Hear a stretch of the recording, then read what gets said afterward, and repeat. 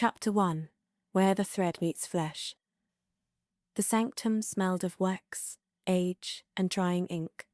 Light filtered in through the broken latticework of the choir windows, casting fractured beams across the circular chamber. Ezra stood at the centre of it, arms bare, the chill clinging to his skin like a final warning.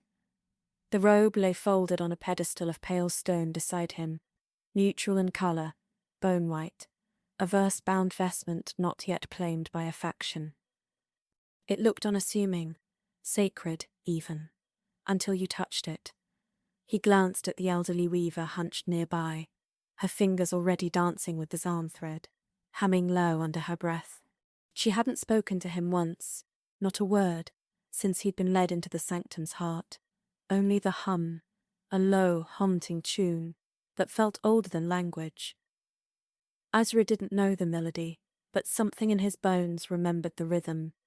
"You'll feel it," she murmured suddenly, not looking up. "When it touches you." He said nothing, not out of fear, but out of reverence. This was the moment every orphan boy in the outer reaches dreamed of. The moment a vestment chose you, or rejected you. If the robe went still in your grasp, your voice had no psalm, no resonance. You were dismissed, made a scribe, a labourer. Something quiet. But if it moved, if it shimmered, even briefly, then you were one of them. Verse-bound. Ezra reached out. The cloth was smooth, impossibly so, like river water trapped in silk. As his fingers brushed it, the hem rippled. Just once. A flicker, barely a breath. The weaver froze. Ezra pulled back, unsure. Was that? "It listened," she said flatly. "You didn't sing, but it listened." He looked down at his fingers. Nothing burned. But somewhere, in the base of his skull, a pressure had begun. A low hum, not unlike her tune, except this one came from inside, as if something behind his eyes had started vibrating. Echoing.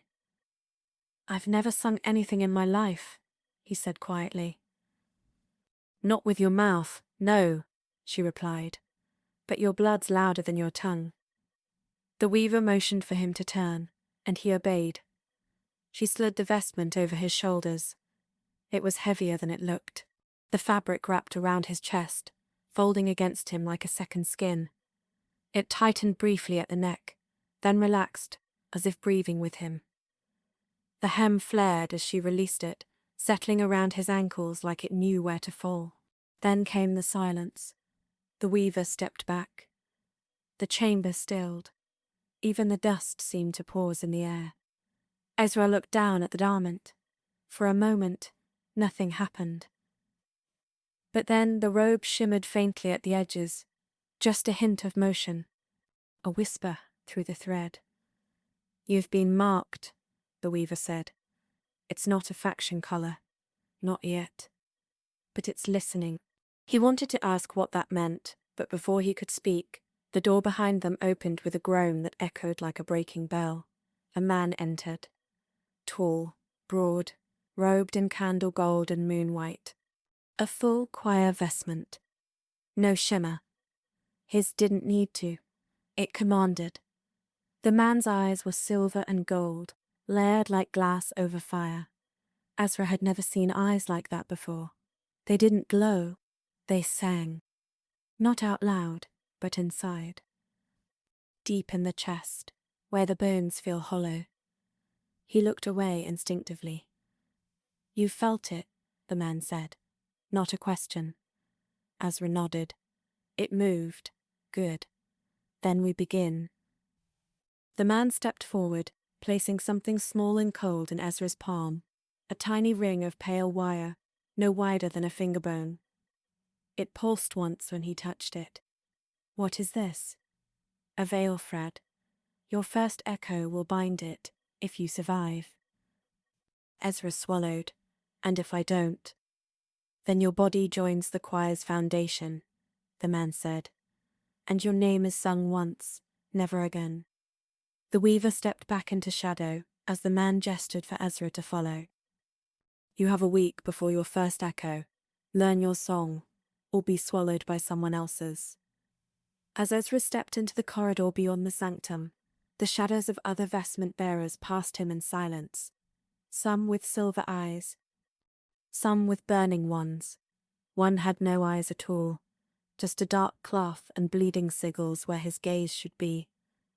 And as the door shut behind him, Ezra thought he heard something not quite like a voice, not quite like a heartbeat, murmuring in time with his steps. Welcome, verse-bound. The corridor breathed with candlelight, its walls carved with psalm lines too old to be sung aloud. Each glyph shimmered faintly as Ezra passed, as if recognizing the new beat carried in his blood. The ring of veil thread in his palm felt heavier with every step, though it couldn't have weighed more than a coin. He tucked it inside the fold of his vestment, the thread humming once in response, like it approved of being hidden. Ahead, the robed man walked in silence. Not out of disdain, Ezra sensed something else. Restraint. As though words might unravel something neither of them was ready to face. When they reached the spiral stairs, the man paused. My name is Calren, he said without turning. Saint-bearer, third voice of the inner choir. Ezra almost bowed, but something about Calren's posture told him that wouldn't be welcome. You won't be under my care long. I don't train initiates. I test them. Ezra blinked. Test me how? Calren finally looked back, and his eyes, those impossible, molten metal eyes, softened. But only for a second. You'll be placed among 3 others, new bloods, like you. You'll train together. Then we'll send you into the psalm chamber. 1 test. 1 survivor. If the song turns.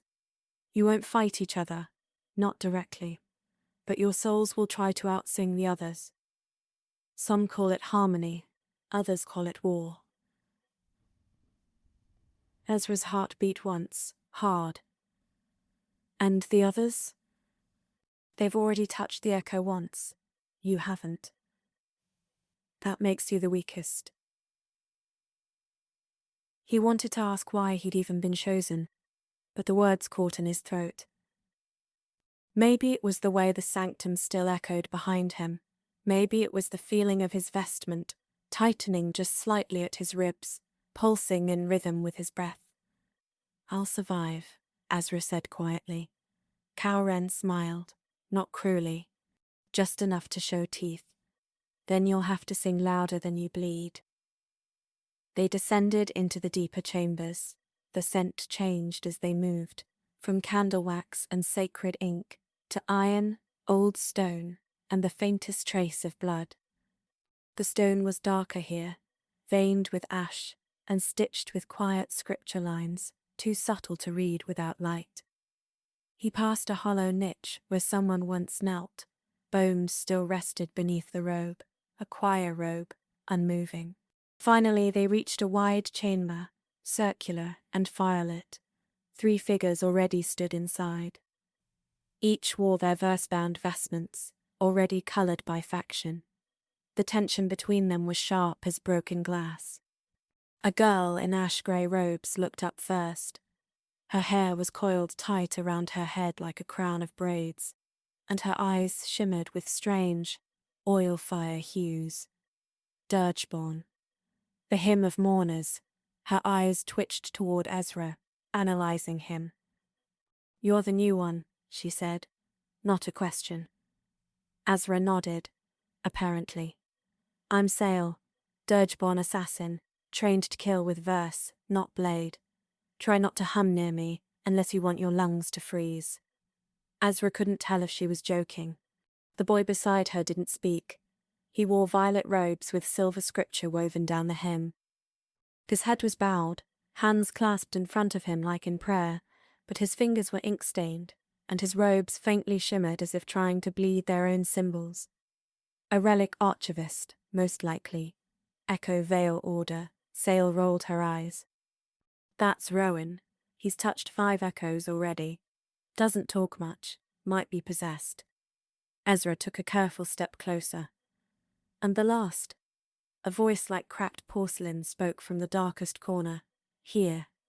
The girl stepped forward. Her eyes were veiled with gauze, but the fabric pulsed with red light beneath it. Her skin looked pale, almost translucent, and her robes were black with deep crimson threading, hollow cantoret, closed, cursed. I'm Lys, she said, her voice nearly inaudible. I'm not supposed to be here. Calrain didn't respond. Instead, he moved to the center of the chamber and raised his hand. The walls responded with a low vibration, a chord that settled in the teeth and in the spine. Behind him, a door of bronze slid open. Inside, darkness breathed. The echo chamber will open at dawn, he said. Tonight, you prepare. No weapons. No verse allowed. You'll eat, sleep, and feel each other's rhythm. That's how you survive in the psalm. Not by cutting each other down, but by knowing which voice will crack first. His gaze lingered on Ezra. And if your voice breaks too early, well, Cray the Echo lets your name be remembered. With that, he left them.